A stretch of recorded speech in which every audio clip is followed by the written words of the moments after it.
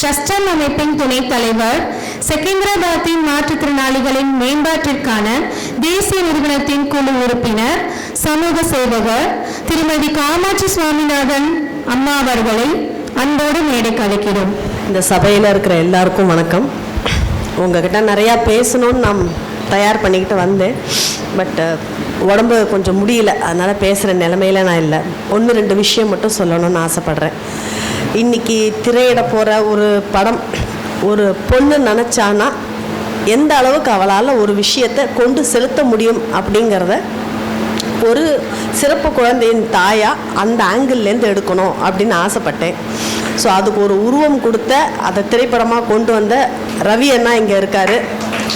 So இது ஒரு பொண்ணு நினச்சா என்ன பண்ண முடியும் அப்படிங்கிறத மையமாக வச்சும் மாற்றுத்திறனாளிகளை மையமாக வச்சும் எடுக்கப்பட்ட ஒரு திரைப்படம். இது நீங்கள்லாம் இன்றைக்கி பார்க்கணும் அப்படின்னு நான் பிரியப்பட்டேன். இது முதல் விஷயம்.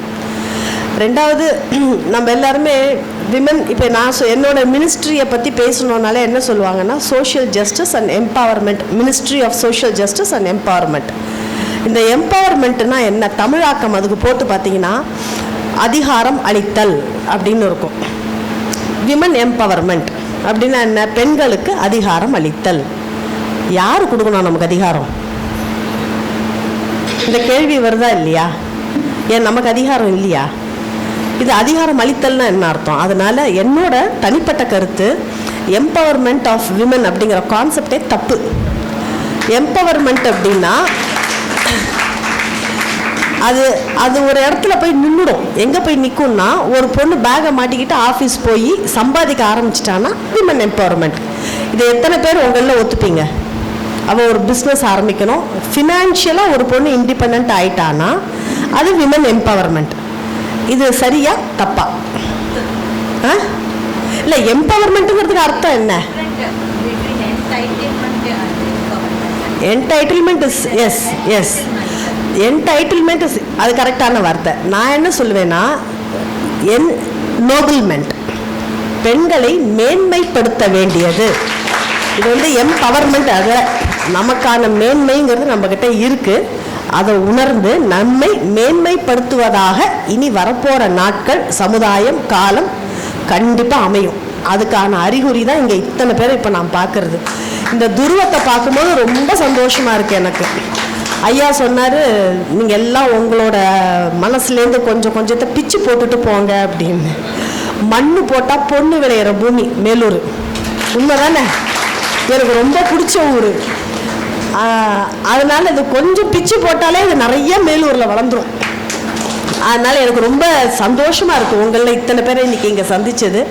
உங்கள்கிட்ட நிறையா பேசணும்னு நினச்சிக்கிட்டு தான் நான் வந்தேன். பட் என்னோடய சூழ்நிலை என்னால் ரொம்ப பேச முடியல. ஆனால் துருவத்துக்காக வேண்டி நான் இன்னும் ஒரு நாள் வருவேன்.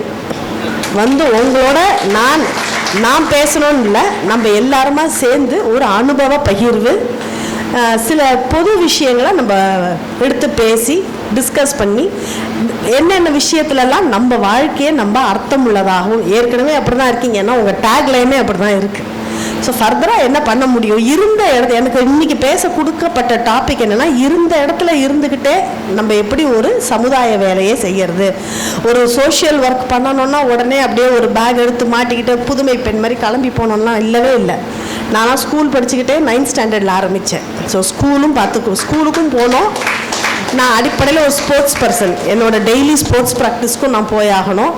என்னோட இந்த பிளட் டொனேஷன் இந்த மாதிரியான விஷயங்களும் நான் பண்ணி ஆகணும். ஸோ இது எல்லாத்தையுமே ஸ்கூல் படிக்கும் போது மேனேஜ் பண்ணது தான். ஸோ நம்ம நின்ன இடத்துலேருந்தே பண்ணக்கூடிய காரியங்கள் நிறையா இருக்குது. இதெல்லாம் என்னங்கிறத இன்றைக்கி லிஸ்ட்டு போட்டுன்னா உங்ககிட்ட பேசணுன்ட்டு வந்தேன். பட் இன்றைக்கி எனக்கு ரொம்ப பேச முடியல. ஸோ இன்னொரு நாள் நம்ம எல்லோரும் திருப்பி சந்திப்போம். மேலூருக்குன்னே நான் வரேன், துருவத்துக்குன்னே நான் வரேன். நன்றி. இந்த அமைப்பை எனக்கு இந்த சான்ஸ் எனக்கு ஏற்படுத்தி கொடுத்த துருவம் அமைப்புக்கும், ஒரு பொண்ணு பின்னாடி ஒரு பையன் வீட்டுக்காரர் இருப்பார்லாம் சொல்கிறாங்களே, எனக்கு எங்கள் அண்ணன் ஒருத்தர் இருக்கார். என்னோட ரவி அண்ணா ஒரு பெரிய பலம், வேலாயுதம் அப்பா இன்னொரு பெரிய பலம். அதனால் இவங்க எல்லாம் இருக்க நான் குன்றின் மேலே ஏற்றின விளக்கு மாதிரி எல்லாருக்கும் தெரிகிறேன். அவ்வளவுதான். குடத்துக்குள்ளே விளக்கா இருந்து பண்ணுற பெண்கள் நிறையா பேர் இருக்காங்க. நம்ம மட்டும்தான் பண்ணுறோமான்னு கேட்டால் இல்லை. பல பேர் பல வேலைகளை இருந்த இடத்துலேருந்து செஞ்சுக்கிட்டு இருக்காங்க சத்தமே இல்லாமல். இவங்கெல்லாம் இருக்கிறதுனால நான் கொஞ்சம் ஒரு மலை மேலே நம்ம திருப்பரங்குன்றம் வழக்கு மாதிரி ஆயிட்டேன். அதனால எங்கேருந்து பார்த்தாலும் தெரியுது, அவ்வளவுதான். அதனால நம்ம எல்லாருமே சேர்ந்து வேலை செய்யணுங்கிறது என்னோட ஆசை. உங்களோட சேர்ந்து நான் பயணிக்கணும்னு ஆசைப்படுறேன்.